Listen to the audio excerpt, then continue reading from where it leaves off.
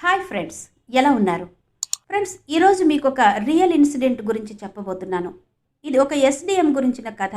ఆమె సాధారణ పౌరురాలిగా బయటకు వచ్చినప్పుడు ఆమెకు ఎదురైన ఘటన గురించే ఈ కథ.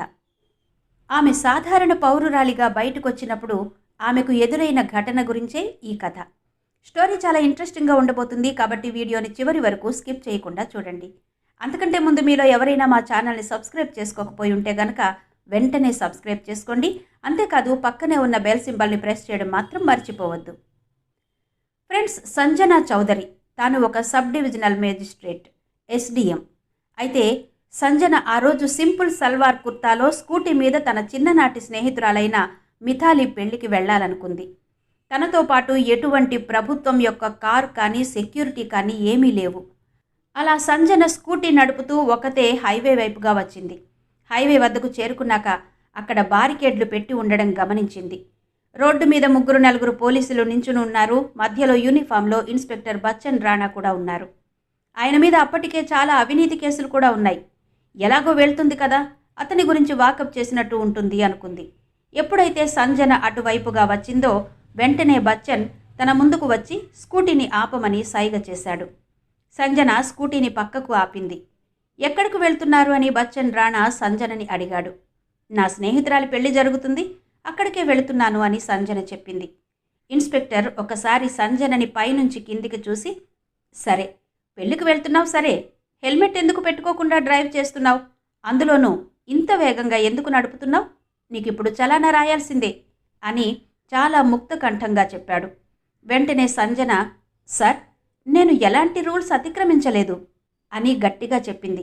అప్పుడు ఆయన, మీరు మాకేమీ చట్టం గురించి చెప్పనవసరం లేదు, ముందు మీరు ఈ ఫైన్ కట్టండి అన్నాడు. కానీ సంజన దానికి ఒప్పుకోలేదు. పక్కనే ఉన్న పోలీస్ కానిస్టేబుల్స్ సంజన వైపు చాలా కోపంగా చూస్తున్నాడు. ఇంతలో ఇన్స్పెక్టర్ సడన్గా ఉన్నట్టుండి సంజన చెంప మీద చాలా గట్టిగా కొట్టాడు. ఇందాకటి నుంచి చూస్తున్నాను నిన్ను, నువ్వు నన్ను చాలా ప్రశ్నలు అడుగుతూనే ఉన్నావు, ఇక చాలు, మర్యాదగా ఫైన్ కట్టు అన్నాడు. ఆ దెబ్బకు సంజన తూలి పడినంత పనయింది. ఒక్కసారిగా ఆమె తల గిర్రున తిరిగింది. నెమ్మదిగా తమాయించుకుని, నేను ఎటువంటి తప్పు చేయలేదు, నేను ఎటువంటి ఫైన్ కట్టను, ఏం చేసుకుంటారో చేసుకోండి అని చెప్పింది. దాంతో ఆ ఇన్స్పెక్టర్కి బాగా కోపం వచ్చింది. వెంటనే ఆ ఇన్స్పెక్టర్ తన పక్కనే ఉన్న పోలీస్తో, నువ్వు ఈమెను పోలీస్ స్టేషన్కి తీసుకుని వెళ్ళు, ఒకరోజు మొత్తం స్టేషన్లో ఉంచితే గాని ఈమెకు బుద్ధి రాదు అని చెప్పాడు. కానీ సంజన ఏమీ మాట్లాడకుండా అలాగే అక్కడ నుంచుని ఉంది. నేను స్టేషన్కి ఎందుకు రావాలి? ముందు నేను చేసిన తప్పేంటో చెప్పి ఆ తర్వాత మాట్లాడండి, నేను తప్పకుండా అప్పుడు స్టేషన్కి వస్తాను అని ఈసారి మరింత గట్టిగా చెప్పింది సంజన. ఆ పోలీస్కి చాలా కోపం వచ్చింది. ఈ అమ్మాయికి చాలా పొగరున్నట్టుంది, స్టేషన్కి లాక్కెళ్ళి అక్కడ ఒక రోజంతా ఉంచితే కానీ ఆ పొగరు దిగేలా లేదు అని పక్కనే ఉన్న పోలీస్తో చెప్పాడు. ఈ అమ్మాయిని జీప్ ఎక్కించి స్టేషన్కి తీసుకెళ్ళు అని. వెంటనే పక్కన ఉన్న పోలీస్ సంజన జుట్టు పట్టుకుని లాగడానికి ప్రయత్నించాడు. సంజన బాధతో మూలిగింది, కానీ తాను ఎవరన్నది మాత్రం బయట పెట్టలేదు. అసలు ఈ పోలీసులు ఒక మహిళతో ఇంకా ఎలా ప్రవర్తిస్తారో చూడాలనుకుంది. ఇంతలో మరో పోలీస్ కోపంగా వచ్చి సంజన స్కూటర్ని కాలితో గట్టిగా తన్నాడు. అప్పుడు సంజనకు అర్థమైంది ఈ పోలీసులు ఎంతలా దిగజారిపోయారో అని. ఇంతలో ఇదంతా చూస్తున్న ఇన్స్పెక్టర్ బచ్చన్ రాణాకి కోపం నషాళానికి అంటింది. ఇక ఆలస్యం చేయకుండా వచ్చి సంజనతో, నీ పని ఈ రోజుతో ముగిసిపోతుంది, లాకప్లో ఉంచి నీకు ఎలా ఉండాలో నేర్పిస్తాను అని గట్టిగా అరిచి చెప్పాడు. 2 పోలీసులు వచ్చి బలవంతంగా సంజనని 2 చేతులు వెనక్కి పట్టుకుని జీపెక్కించారు. ఇంత జరుగుతున్నా కూడా సంజన బలవంతంగా ఆ బాధను దిగమింగుకుందే కానీ ఎక్కడా తాను ఎవరనేది బయట పెట్టలేదు. కారణం, తాను తెలుసుకోవాలనుకుంది అసలు ఈరోజు ఏం జరుగుతుందో అని, ఈ పోలీసులు సామాన్య ప్రజలతో ఎలా వ్యవహరిస్తారో అని, నాలాంటి అమ్మాయికే ఇలా జరిగితే సామాన్యుల పరిస్థితి ఏంటి అని. అందుకే ఏది జరిగితే అది జరగని, చివరి వరకు వేచి చూద్దాం అని అనుకుంది. ఎలాగైతేనే సంజనని పోలీస్ స్టేషన్కి బలవంతంగా తీసుకెళ్లారు. ఇంతలో ఇన్స్పెక్టర్ అక్కడ ఉన్న మరో పోలీస్తో వెళ్ళి తినడానికి తాగడానికి ఏదైనా తీసుకురా, మంచి కేసు ఒకటి వచ్చింది అని చెప్పాడు. ఇదిలా ఉంటే ఆ ఇన్స్పెక్టర్ అక్కడే ఉన్న మరో పోలీస్తో, నువ్వు ఏదైనా చెయ్యి, కానీ ఆ అమ్మాయి మీద అబద్ధపు కేసు వేసి జైల్లో పెట్టాలి, ఆ పని చూడు, వెళ్ళు అని గట్టిగా అరిచాడు ఇన్స్పెక్టర్. ఇంతలో మరో పోలీసు సంజన దగ్గరకు వచ్చి, నీ పేరేంటి అని అడిగాడు. సంజన మౌనంగా ఉండిపోయింది. ఆ పోలీసుకు చాలా కోపం వచ్చింది. మరొకసారి నీ పేరేంటి అని అడిగాడు. సంజన మళ్ళీ మౌనంగానే ఉండిపోయింది. ఈసారి ఆ పోలీసుకు చాలా కోపం వచ్చింది. ఆ కోపంతో బల్ల మీద తన చేత్తో గట్టిగా కొట్టాడు. వినపడ్డం లేదా? నేనేం అడుగుతున్నాను? నీ పేరేంటి అని అరిచాడు. కానీ సంజన ఏమీ మాట్లాడలేదు. వెంటనే ఇన్స్పెక్టర్ బచ్చన్ వచ్చి కోపంగా పేరు తర్వాత ముందు ఈ అమ్మాయిని తీసుకెళ్లి లాకప్లో పడేయని అరిచాడు. వెంటనే పోలీసులు సంజనని తీసుకెళ్లి సెల్లో కూర్చోబెట్టారు. అయితే అప్పటికే ఆ సెల్లో మరో 2 అమ్మాయిలున్నారు. ఆ గదంతా కూడా భరించలేని వాసన వస్తూ ఉంది. ఇంతలో అక్కడ ఉన్న 2 అమ్మాయిల్లో ఒక అమ్మాయి సంజనతో మీరు ఏ తప్పు చేశారు అని అడిగింది. అప్పుడు సంజన నేనే తప్పు చెయ్యలేదు అని చెప్పింది. తాను ఏ తప్పు చెయ్యకపోయినా అబద్ధపు కేసు పెట్టి సెల్లో ఉంచారు అని చెప్పింది. అసలు ఈ పోలీసులు ఎంతగా దిగజారిపోయారు? ఒక మహిళ అని కూడా చూడకుండా ఇలా చేస్తున్నారు అంటే ఇంతకు ముందు ఇలాంటివి ఎన్ని చేసి ఉంటారు? వీళ్ళ అరాచకం చాలా శృతిమించిపోయింది. దీనికి ఈరోజు ఎలాగైనా అడ్డుకట్ట వేయాలి అని మనసులో గట్టిగా అనుకుంది. సంజన ఆ సెల్లో నుంచే ఆ స్టేషన్లో జరిగే ప్రతి విషయాన్ని గమనిస్తూనే ఉంది. ఇంతలో ఆ ఇన్స్పెక్టర్ సంజన మీద తప్పుడు రిపోర్ట్ ఒకటి తయారు చేశాడు. అతను సంజన దగ్గరకు వచ్చి నీ మీద దొంగతనం కేసు ఫైల్ అయింది అని చెప్పాడు. ఇంతలో మరో పోలీసు సంజన దగ్గరకు వచ్చి ఆమెను బలంగా గోడకు నెట్టాడు. అంతే, సంజన వెళ్ళి గోడకు కొట్టుకుంది. తన నుదురు కొంచెం చిట్లింది. అయినా కానీ సంజన మొహంలో కొంచెం కూడా భయం కనిపించలేదు. ఇదే ఆ పోలీసులకు మరింత కోపం తెచ్చిపెట్టింది. అయితే ఇలా జరుగుతూ ఉండగా ఒక కానిస్టేబుల్ పరిగెత్తుకుంటూ ఇన్స్పెక్టర్ బచ్చన్ దగ్గరకు వచ్చి సార్, మన స్టేషన్ బయట ఒక పెద్ద కార్ వచ్చి ఆగింది. నెంబర్ ప్లేట్ మీద డిఎం గవర్నమెంట్ ఆఫ్ ఇండియా అని రాసి ఉంది అని చెప్పాడు. ఒక్కసారిగా అందరూ ఆశ్చర్యపోయారు. వెంటనే అందరూ బయటకు వెళ్లి కారులో ఎవరున్నారో చూద్దామని చూస్తే అందులో డిఎం హరీష్ మాథూర్ ఉన్నారు. అనుకోకుండా స్వయానా డిఎం కార్ అక్కడికి రావడం, అందులో డిఎం ఉండడం చూసి ఒక్కసారిగా అందరూ ఉలిక్కిపడ్డారు. ఏం జరిగిందో వాళ్ళకి అస్సలు అర్థం కాలేదు. ఇంతలో నెమ్మదిగా కారులో నుంచి డిఎం బయటకొచ్చారు. ఇప్పుడు సంజన దాచిన ఆ నిజం బయటపడే సమయం వచ్చేసింది. సీనియర్ ఇన్స్పెక్టర్ సోహన్ కూడా అక్కడే ఉన్నాడు. అతడు కూడా కొంచెం కంగారు పడ్డాడు. డిఎం నెమ్మదిగా బయటకు వచ్చి పోలీస్ స్టేషన్లోకి వచ్చారు. వచ్చి సోహన్తో ఇక్కడ అసలు ఏం జరుగుతోంది అని అడిగాడు. ఆ టేబుల్ మీద అప్పుడే రాసి ఉంచిన సంజన ఫైల్ ఉంది. అది చేతిలోకి తీసుకుని తెరిచి చూశాడు.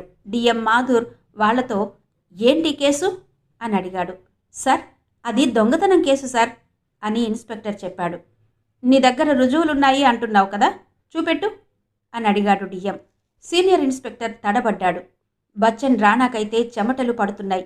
ఎందుకంటే అది తప్పుడు కేసు, ఆధారాలు లేవు. అందులోనూ ఒక మహిళను అలా లాకప్లో ఉంచకూడదు అని అతడికి తెలుసు. అందుకే వెంటనే డిఎం లేచి సంజన దగ్గరకు వెళ్ళి మీ పేరేంటి అని అడిగాడు. వెంటనే సంజన తన అసలు పేరు చెప్పింది. నా పేరు సంజన, ఎస్డిఎం అని చెప్పింది. అంతే, ఒక్కసారిగా ఆ పోలీస్ స్టేషన్ మొత్తం షాక్ అయిపోయింది.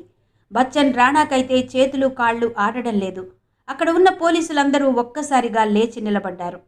ఏకంగా ఎస్డిఎం పైనే తప్పు కేసు ఫైల్ చేశాడు. ఏం చెయ్యాలో అర్థం కాలేదు. ఇంతలో డిఎం బచ్చన్తో నీకు ఎంత ధైర్యం ఉండిపోతే ఏకంగా ఎస్డిఎం మేడం పైనే తప్పుడు కేసు పెడతావా? నీ పని అయిపోయింది. ఏ దేవుడు వచ్చినా కూడా నిన్ను కాపాడలేడు అన్నాడు. వెంటనే బచ్చన్ రాణాని సస్పెండ్ చేయమని ఆదేశించారు డిఎం. అంతేకాదు, మీపై శాఖాపరమైన విచారణ జరిపించి మిమ్మల్ని ఇంకా ఏం చెయ్యవచ్చో కూడా ఆలోచిస్తాను అన్నారు. బచ్చన్ రాణాకి తన కాళ్ల కింద భూమి కంపించినట్టయింది. సోహన్ వెంటనే బచ్చన్ రాణాని అదుపులోకి తీసుకోవాలని అక్కడి పోలీసులతో చెప్పాడు. ఇంతలో పోలీసులు రాణాని పట్టుకోవడానికి వెళుతుండగా హఠాత్తుగా రాణా అక్కడ ఉన్న వాళ్లతో అన్నాడు, మీరు చాలా తప్పు చేస్తున్నారు. నా వెనక ఎవరెవరున్నారో తెలుసా మీకు? తర్వాత మీరే ఇబ్బంది పడతారు అన్నాడు. వెంటనే సంజన చౌదరి నీ వెనక ఎవరున్నా కూడా వాళ్ళు కూడా నీతో పాటే జైలుకి వస్తారు, అర్థమైందా అంది. అప్పుడు ఆ పోలీస్ స్టేషన్లోని ఒక కానిస్టేబుల్ అక్కడ ఉన్న మిగతా అవినీతి ఫైల్స్ని తీసుకువచ్చి సంజన చౌదరికి ఇచ్చాడు. కానీ ఇంతలో రాణా సంజన చౌదరితో ఎస్డిఎం మేడం, నేను ఈ మొత్తం అవినీతిలో ఒంటరిగా లేను. నా వెనకాల చాలా పెద్ద పెద్ద వాళ్ళు ఇన్వాల్వ్ అయి ఉన్నారు అన్నాడు. ఆ మాటలతో పోలీస్ స్టేషన్లో ఉన్న మిగతా పోలీసులకు చెమటలు పట్టాయి. మాధుర్ కూడా ఒకంత కంగారపడ్డాడు. ఎస్డిఎం సంజన డిఎం వైపు చూసి చెప్పింది, సార్, పోలీస్ స్టేషన్ మొత్తాన్ని విచారిద్దాం. వీళ్ల అరాచకాలు మామూలుగా లేవు. మహిళలని కూడా చూడడం లేదు. చేయాల్సిందంతా మొత్తం చేశారు. వీళ్ల వలన మొత్తం పోలీసు వ్యవస్థకే చెడ్డ పేరు వస్తుంది. మనం వీరి ఆగడాలను వెంటనే అరికట్టాలి అని చెప్పింది. వెంటనే సిబిఐని పిలవాలని డిఎం ఆదేశించారు. ఇంతలో ఒక పోలీస్ ముందుకొచ్చి ఎస్డిఎం మేడం ముందు చేతులు జోడించి, మేడం నన్ను క్షమించండి అన్నాడు. నేను నా పైనుంచి వచ్చే ఆదేశాలను మాత్రమే పాటిస్తున్నాను అన్నాడు. ఇంతలో మరో పోలీస్ అక్కడ ఉన్న ఒక ఫైల్ తీసి, మేడం మీకు తెలుసా, ఈ అక్రమాలలో మా పెద్ద సార్ కూడా పాలు పంచుకుంటారు అన్నాడు. ఎవరా పెద్ద సార్? డిఎం కోపంగా ప్రశ్నించగా ఆ పోలీస్ మరెవరో కాదు, ఎస్పీ సార్ అని జవాబిచ్చాడు. ఇప్పుడు ఈ మొత్తం వ్యవహారం పై స్థాయి దాకా వెళ్లిపోయింది. పోలీస్ స్టేషన్లో ఒక్కసారిగా నిశ్శబ్దం అలపుకుంది. డిఎం గట్టిగా ఊపిరి పీల్చుకుని కఠిన స్వరంతో, ఈ పోలీస్ స్టేషన్ సిబ్బంది మొత్తాన్ని తక్షణమే సస్పెండ్ చేస్తున్నాం అన్నారు. అది విన్న అక్కడి పోలీసులు షాక్ అయ్యారు. కొందరు పోలీసులు తమ ఫోన్లు తీసి ఎవరికో కాల్ చేయడం మొదలుపెట్టారు. కొందరు మౌనంగా తల వంచుకుని అలాగే నిలబడ్డారు. మరికొందరు తప్పించుకునే మార్గం కోసం వెతుకుతున్నారు. కానీ ఎవరు కూడా తప్పించుకోలేరు అని వాళ్ళకి అప్పటికే అర్థమైపోయింది. SDM Sanjana Chaudhary DM sir వైపు చూసి, ఇప్పుడు ఎస్పీని కూడా విచారించాల్సి ఉందనుకుంటా అంది. వెంటనే డిఎం ఉత్తర్వులు జారీ చేశారు, ఎస్పీని ఉన్న పళంగా ఇక్కడకు పిలవమని. ఇప్పుడు ఈ వ్యవహారం జిల్లా వ్యాప్తంగా కలకలం రేపింది. కొందరు జర్నలిస్టులు పోలీస్ స్టేషన్ బయట నిలబడి లోపల జరిగే సమాచారం కోసం ఎదురు చూస్తూ ఉన్నారు. ఇప్పటికే ఈ విషయం బయట తెలిసిపోయింది. పోలీస్ స్టేషన్ మొత్తాన్ని సస్పెండ్ చేశారని తెలియగానే వారు వెంటనే ఆ న్యూస్ టెలికాస్ట్ చేయడానికి అక్కడికి వచ్చేశారు. ఇంతలో ఎస్పీ కార్ స్టేషన్కి వచ్చింది. ఎస్పీ కార్లో నుంచి దిగి స్టేషన్లోకి వచ్చాడు. వస్తూనే కోపంగా, ఏం డ్రామా జరుగుతోంది ఇక్కడ అని అరిచాడు. సంజన చౌదరి ప్రశాంతంగా అక్కడే నిలబడి చూస్తోంది. ఇంతలో సంజన ఆ ఎస్పీతో, మీ పని ఈ రోజుతో అయిపోయింది ఎస్పీ సార్. సోహన్ మీ అవినీతి చిట్టా మొత్తం మాకు చెప్పేశాడు. మీరు మీ తదుపరి జీవితం ఇక జైల్లోనే గడపాల్సి ఉంటుంది అని చెప్పింది. వెంటనే డిఎం ఆ ఎస్పీని కూడా అరెస్టు చేయమని ఆదేశాలు జారీ చేశారు. అసలేం జరుగుతుందో బయట ప్రజలకు అర్థం కావడం లేదు. ఇప్పుడు ఈ విషయం రాష్ట్ర స్థాయి మంత్రివర్గం వరకు చేరింది. ఇక ముఖ్యమంత్రి వెంటనే ఆలస్యం చేయకుండా జిల్లాలోని అవినీతి అధికారులందరినీ అరెస్టు చేయాలని ఆదేశించారు. ఈ క్రమంలో 40 మందికి పైగా పోలీస్ అధికారులు, 10 మందికి పైగా ఐఏఎస్ అధికారులు, పలువురు రాజకీయ నాయకులు అరెస్ట్ అయ్యారు. ఇది ఇప్పుడు ఒక సస్పెన్స్ న్యూస్ అయిపోయింది. ఇది సంజన చౌదరి యొక్క చిత్తశుద్ధి. ఆమె దెబ్బకు అవినీతి వ్యవస్థ ఒక్కసారిగా కుదేలయింది. డిఎం ఆ జిల్లా మొత్తానికి కొత్త పాలనను తీసుకొచ్చారు. ఎక్కడ అవినీతి జరగకుండా చూసేవారు. ఇప్పటికి ఎస్డిఎం సంజన చౌదరి మిషన్ పూర్తయింది. నిజాయితీతో మొత్తం వ్యవస్థను మార్చవచ్చని నిరూపించారు సంజన. ఫ్రెండ్స్, చూశారు కదా, నిజాయితీ ఎంతటి వారినైనా కాపాడి తీరుతుంది. అక్రమాలు ఏదో ఒకరోజు మనల్ని అధఃపాతాళానికి తొక్కేస్తాయి. మీ అందరికీ ఈ స్టోరీ నచ్చిందని ఆశిస్తున్నాను. మరో వీడియోలో మళ్ళీ కలుసుకుందాం. అప్పటి వరకు సెలవు. నమస్తే.